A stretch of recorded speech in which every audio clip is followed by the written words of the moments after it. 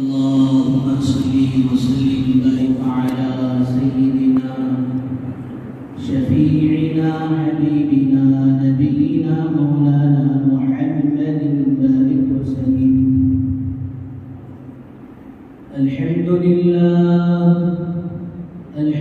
لله نحمده ونستعينه ونستغفره ونؤمن به ونتوكل عليه ونعوذ بالله من شرور أنفسنا ومن سيئات أعمالنا.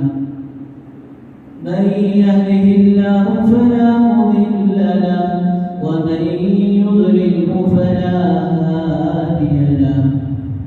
ونشهد أن لا إله إلا الله وحده لا شريك له.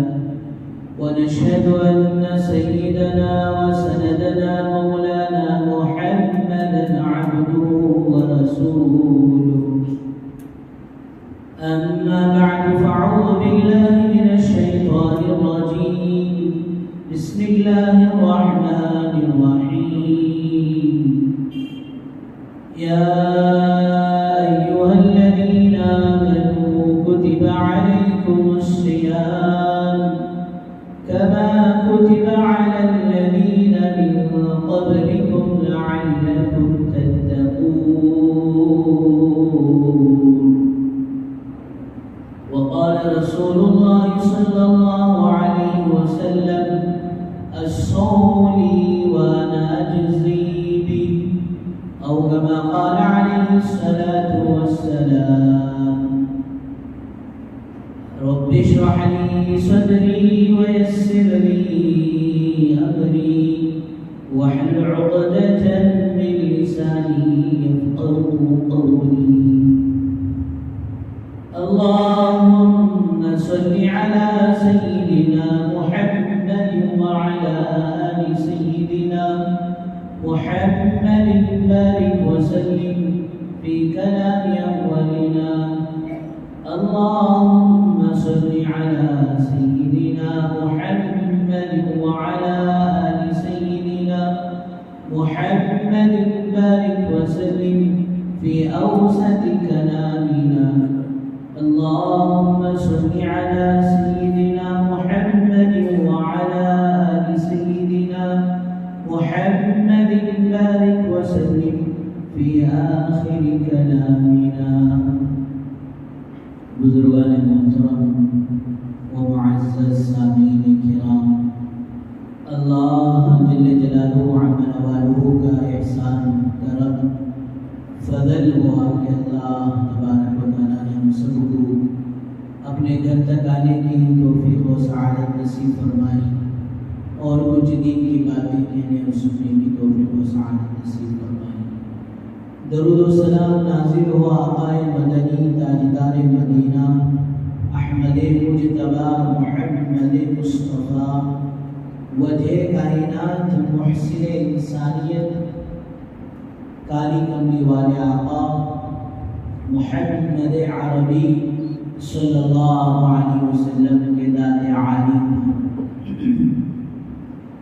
بزرگان محترم، ماشاءاللہ رمضان کی آمد ہی آمد ہے. انشاءاللہ ایک دو دن کے اندر رمضان کے مبارک اور مقدس مہینے میں انشاءاللہ ہم سب حضرات داخل ہو جائیں گے. دعا فرمائیں آنے والے اس ماہ مقدس اور ماہ مبارک کی صحیح معنوں میں قدردانی کی توفیق نصیب فرمائیں اور پھر ایک ایک لمحے کی ہم سب کو صحیح معنوں میں اس کی حفاظت کرنے کی توفیق و سعادت نصیب فرمائے. بزرگوں دوستوں، قرآن مجید میں سورہ بقرہ میں دوسرے پارے کی آیت میں اللہ تبارک و تعالیٰ نے ہم پر جو فرائض ہیں اس میں سے ایک فریضہ روزہ ہے. روزے کے مقصد کو اللہ تبارک و تعالیٰ نے بیان فرمایا: اے ایمان والو کتب علیکم الصیام، تم پر روزے فرض کیے گئے. کہ تم ہی پر فرض نہیں، بلکہ اللہ کہتے ہیں کما کتب علی الذین من قبلکم، تم سے پہلے قوموں پر بھی ہم نے روزوں کو فرض کیا تھا۔ عیسائیت میں 40 روزے تھے، یہ اور بات ہے کہ وہ روزے رکھے نہ رکھے، لیکن ان کے ذمے 40 روزے تھے۔ پھر اللہ تبارک و تعالیٰ کہتے ہیں کہ روزوں کا مقصد یہ ہے لعلکم تتقون، تاکہ تم تقوی والے بن جاؤ، پرہیزگار بن جاؤ، متقی بن جاؤ۔ تقوی کسے کہتے ہیں؟ امیر المومنین سیدنا حضرت عمر فاروق رضی اللہ عنہ حضرت عبیر رضی اللہ عنہ سے پوچھتے ہیں ما تقوی یا عبیر، تقوی کیا ہے؟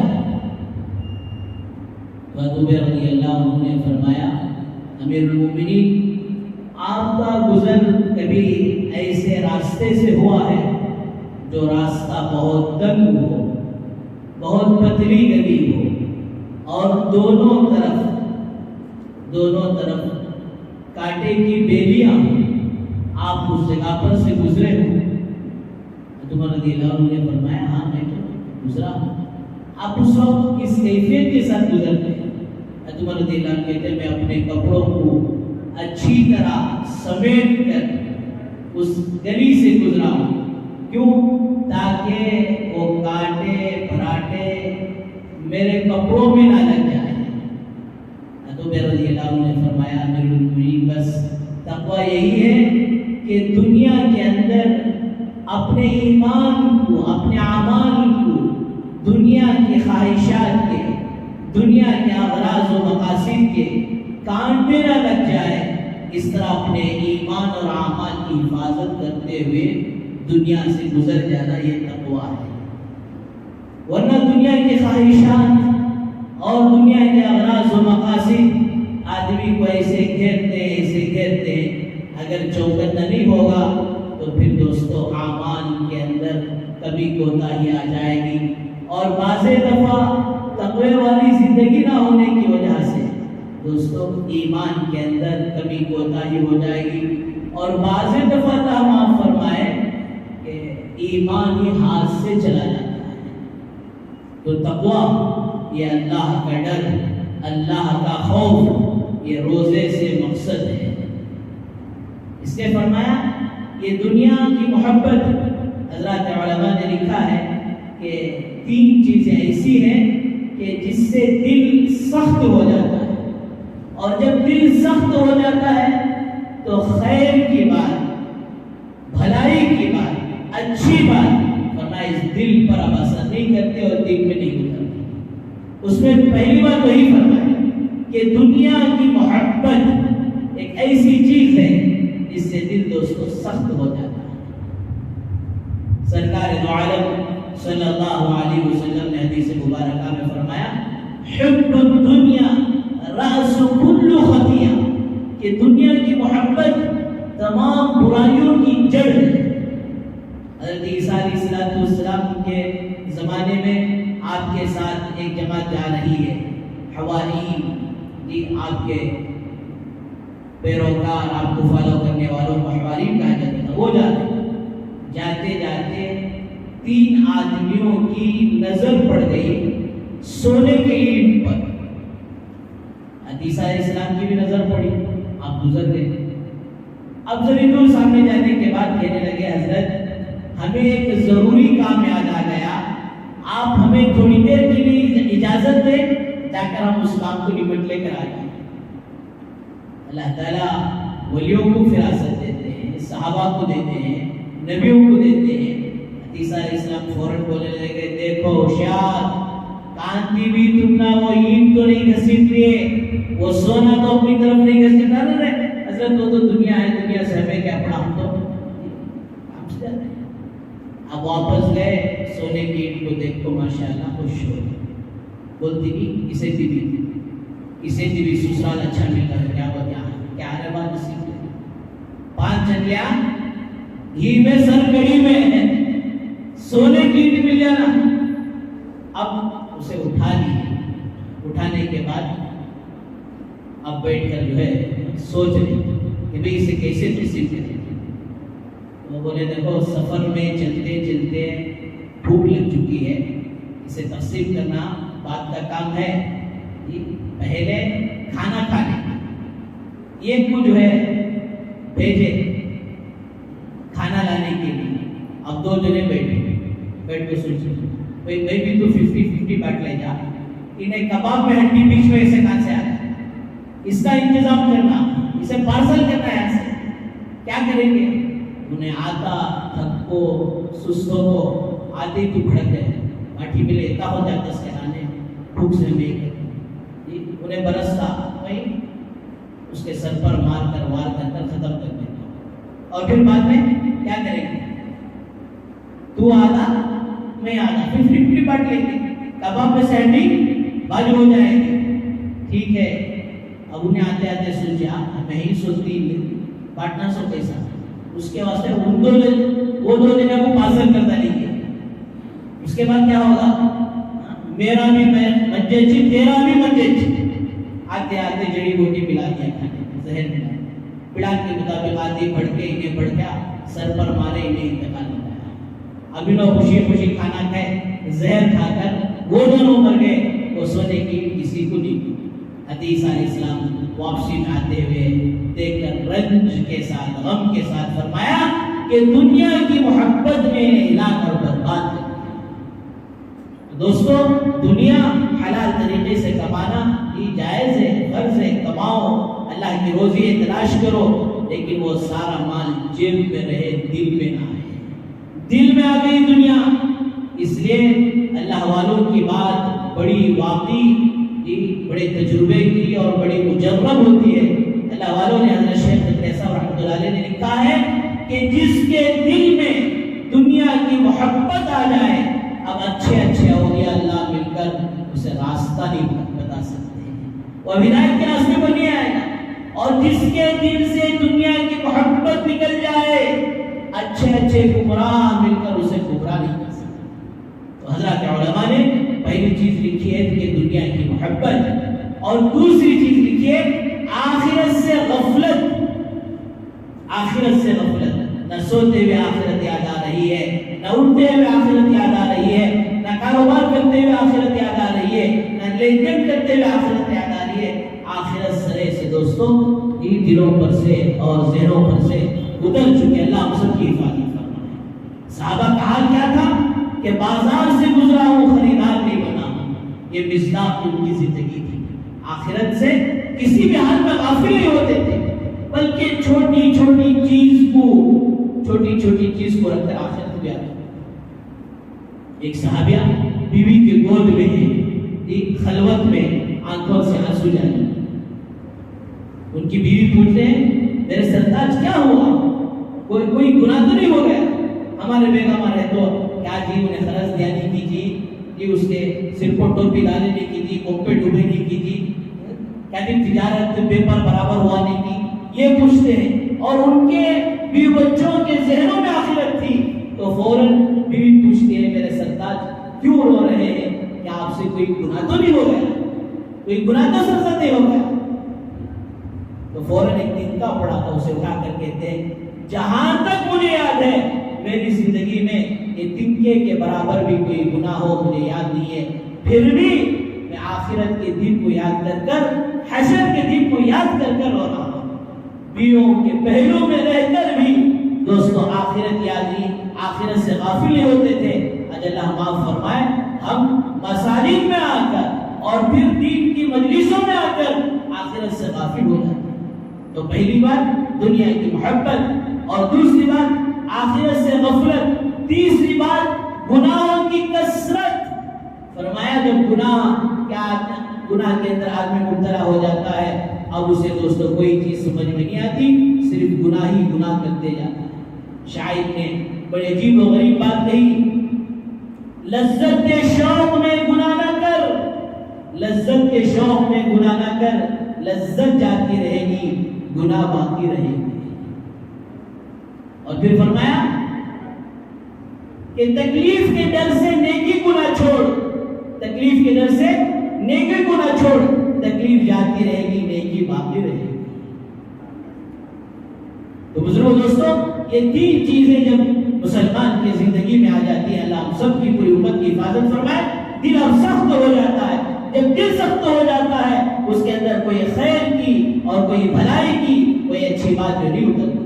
اور فرمایا وہی دل نرم ہونے کے لیے ضروری ہے کہ اللہ کے کلام کی تلاوت کی جائے، قرآن مجید کی تلاوت کی جائے اور اللہ کا ذکر کثرت سے کیا جائے. بلکہ ایک حدیث میں سرکار مدینہ صلی اللہ علیہ وسلم نے ارشاد فرمایا دلوں کو بھی زنگ لگ جاتا ہے جیسا کہ لوہے کو پانی لگنے سے زنگ لگ جاتا ہے. صحابہ پوچھے یا رسول اللہ وما کیا ہوا؟ اللہ کے نبی اس کے صفائی کا اور اس کے جلا کا کیا طریقہ ہے؟ آپ نے فرمایا موت کو کثرت سے یاد کرو اور اللہ کے کلام کو کثرت سے پڑھا کرو. تو ماشاءاللہ اب ایک دن میں آج کی رات گزرے، اللہ کرے اگر 29 کا مہینہ شعبان کا ہے تو کل مغرب ہی سے وہ مقدس مہینہ آ رہا ہے. اس مقدس مہینے کے اندر اللہ کا کلام قرآن مجید نازل ہوا. تو قرآن مجید کی تلاوت، قرآن مجید دوستوں کوئی معمولی چیز نہیں ہے. حضرت شاہ وسیع اللہ صاحب رحمۃ اللہ علیہ لکھتے ہیں کہ کوئی آدمی کسی اللہ والے سے نسبت نہیں رکھتا ہے کہ جس کی وجہ سے اس کے ایمان کے اندر تقویت ہو. اسے چاہیے کہ وہ کعبۃ اللہ کو دیکھا کرے، کعبۃ اللہ کو دیکھتے رہے تو ایمان کے اندر بڑھوتری اور ایمان کے اندر تقویت پیدا ہوتی. اسی نے پوچھا شاگرد نے حضرت ہر کوئی مسلمان اتنی طاقت کہاں رکھتا ہے، اتنی قدرت کہاں رکھتا ہے کہ وہ ہر کوئی جو ہے اللہ کے گھر پر حاضری دے اور کعبۃ اللہ کا دیدار کرے. تو حضرت نے فرمایا کہ اللہ کے کلام کو کھول کر دیکھنا بھی، اللہ کے کلام کو کھول کر دیکھنا بھی فرمایا ایمان کی زیادتی کا سبب بنے گا، ایمان کی تقویت کا سبب بنے گا. اللہ معاف فرمائے ہم میں سے کتنے مسلمان ایسے صرف اس وجہ سے آج تک اللہ کے کلام کو ہاتھ نہیں لگایا. حضرت وہ زمانے میں نہیں تھے، حضرت کون بھی پڑھانے والے نہیں تھے جی، ہمارے ماں باپ نہ بھیجے نے، یہ نعرہ لگاتے لگاتے قبر میں چلے جاتا ہے. اور دوستوں فرمایا کہ قرآن چھینے کی بھی توفیق نہیں ہوئی. ارے بھائی تھوڑی دیر کے لیے تیرا نہیں پڑھنا، تیرا نہیں سیکھنا، وہ بازو رکھ دے. کم سے کم رمضان کے مہینے میں ایک کام تو ضرور کر لے کہ اللہ کے کلام کو اٹھا اور کھول کر دے.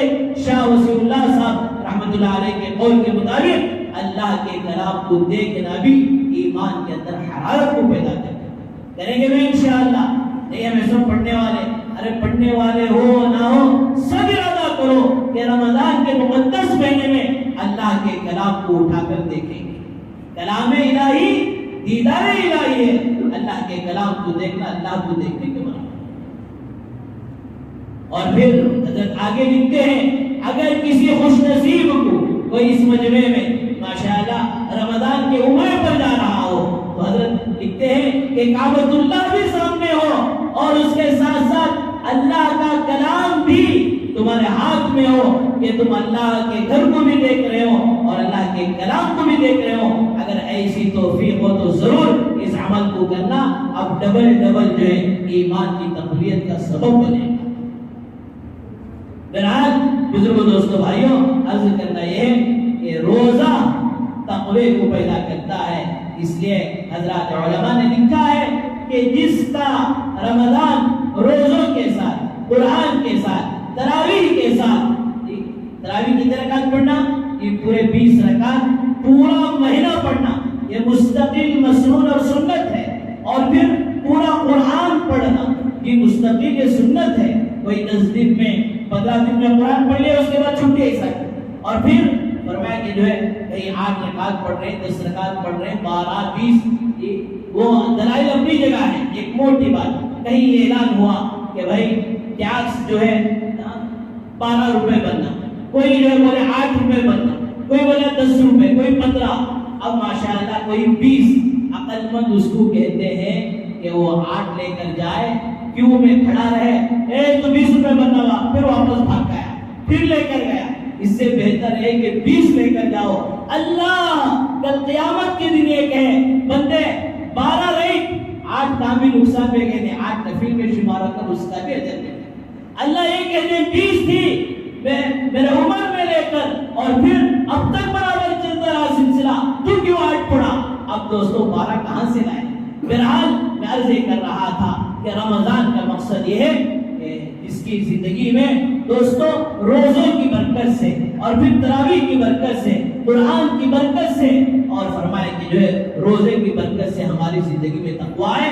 حضرات علماء نے لکھا ہے کہ جس کا رمضان صحیح ظالم گزرا، تقوی کے ساتھ گزرا، اس کے 11 مہینے کی بقیہ زندگی میں اللہ تعالیٰ بہتر بنا دے گا، دینی اعتبار سے بہتر بنا دیں گے، دنیاوی اعتبار سے بہتر بنا دیں گے۔ دنیاوی اعتبار سے کیسے بہتر بنی؟ وَمَن يَتَّقِ اللَّهَ يَجْعَل لَّهُ مَخْرَجًا، کہ جو آدمی تقوی کو اختیار کر لیتا ہے اللہ تعالیٰ ہر تنگی میں اس کے لیے راستہ کھول دیتا ہے۔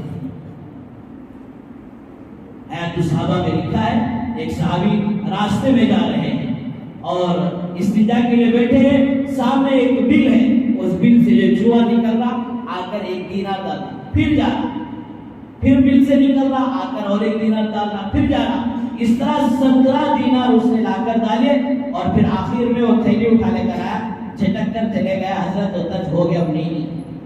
اب یہ صحابی اٹھانے کے بعد دل میں بات پیدا ہو رہی ہے کہ اللہ یہ ہے کیا مال، یہ کیسا مال ہے، میرے لیے جائز ہے یا جائز نہیں ہے؟ ایسا نہیں کہ آپ بھی کبھی ڈال کو گھسی جو بھی ملا سب لے لے، ابھی جس طرح سے کیا میرا بھی میرا، تیرا بھی میرا، ایسا مزاج نہیں تھا، تحقیق کا جذبہ تھا۔ گئے اللہ کے نبی صلی اللہ علیہ وسلم کی خدمت میں، یا رسول اللہ میرے ساتھ ایسا معاملہ پیش آیا، اب میں کیا کروں؟ آپ نے فرمایا تیرے تقوی کی بنیاد پر اللہ تعالیٰ نے تیرے لیے غیب سے روزی کا انتظام کیا ہے، یہ تمہارے لیے حلال ہے۔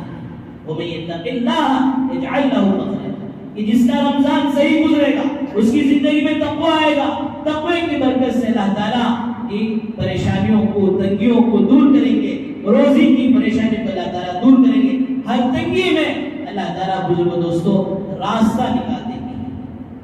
اور فرمایا کہ جو رمضان میں جس عمل کو اہتمام سے، اخلاص کے ساتھ اللہ کے لیے کر لیتا ہے، فرمایا اس کی برکت سے اللہ تعالیٰ برابر 11 مہینوں میں بھی اس کی توفیق دیتے رہتے ہیں۔ اور پھر دوستو روزہ الصوم لی وانا اجزی بھی، کہ روزہ میرے لیے ہے اور اس کا بدلہ میں خود دیتا ہوں۔ لکل بنی آدم، ہر ابن آدم کا عمل فرمایا جو کچھ وہ کرتا ہے فرشتوں کے ذریعے سے دکھایا جاتا ہے، لیکن دوستو روزہ ایک ایسا عمل ہے فرمایا کہ جو ہے اس کا بدلہ خود اللہ دیتے ہیں۔ ایک روایت کے مطابق وَأَنَا أُجْزَى بِهِ، بلکہ اللہ تعالیٰ اپنے آپ کو دیتے ہیں۔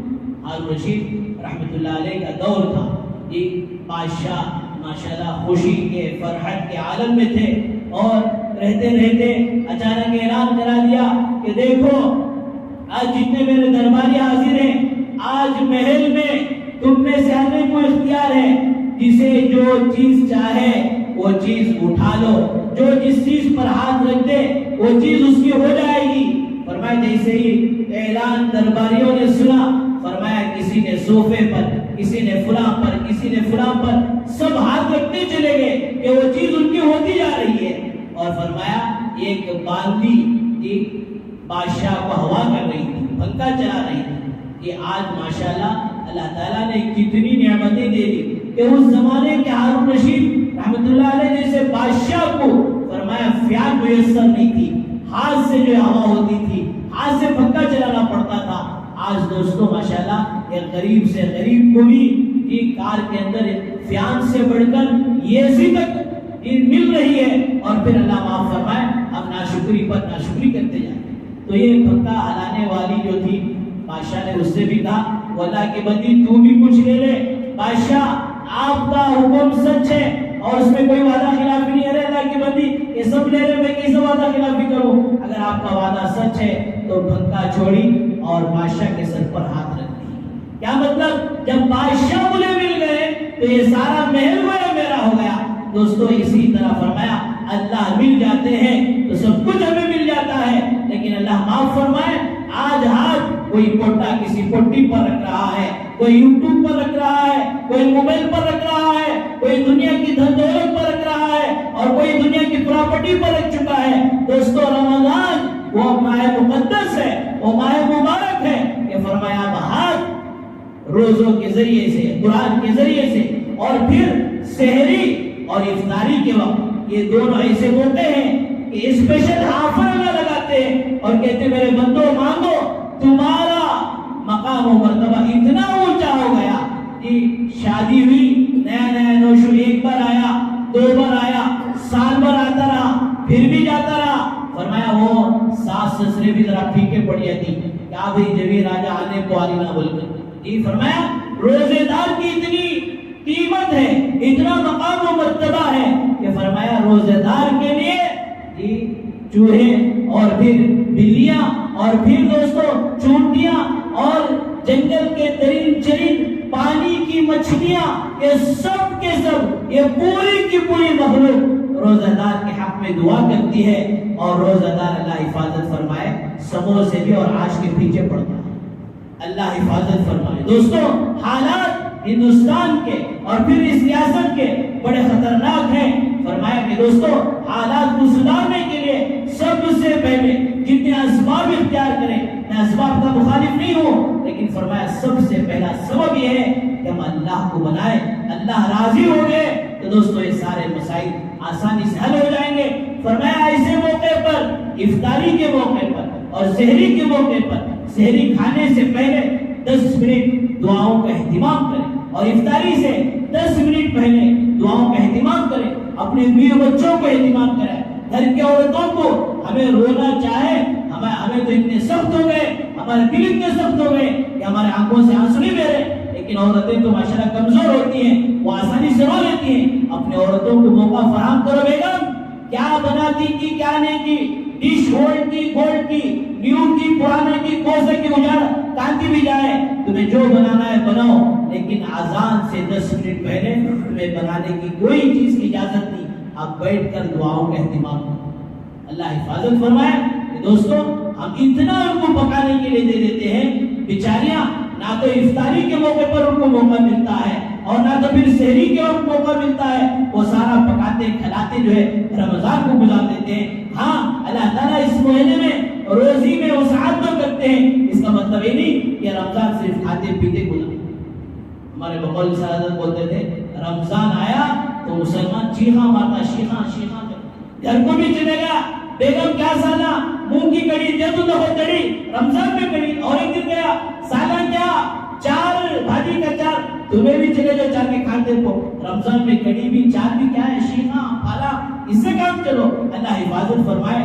دوستو کھانے پینے کے لیے 11 مہینے ہے ہی، لیکن یہ رمضان کا مہینہ فرمایا وہ عبادتوں کے ساتھ ہو، وہ قرآن کے ساتھ ہو، وہ تراویح کے ساتھ ہو، وہ دعاؤں کے ساتھ ہو، اللہ سے قرب ہونے کا ایک ذریعہ دوستو رمضان کا مہینہ ہے۔ فرمایا دوستو ان عبادتوں کا اہتمام کر کر اپنی زندگی میں تقویٰ لانے کی کوشش کرو، پھر اس تقوی کی برکت سے اللہ پاک ہماری دنیا کو بھی سنواریں گے، آخرت کو بھی سنواریں گے۔ ماشاءاللہ مسجد مہاجر میں 8 بجے عشاء کی نماز، 8 بجے عشاء کی اذان، 8:15 بجے جو ہے ماشاءاللہ عشاء کی جماعت، اور عشاء کی نماز کے بعد 2 رکعت سنت کے بعد تراویح کا اہتمام، تراویح کے بعد انشاءاللہ پھر حسب معمول تفسیر کا یہ سلسلہ جاری رہے گا 10-15 منٹ، وہ ماشاءاللہ حسب معمول جاری رہے گا۔ کوشش یہ کریں ایک جگہ ماشاءاللہ تراویح شروع کریں تو پورا اہتمام سے اسی جگہ قرآن مجید کو پورا کرنے کی کوشش کریں۔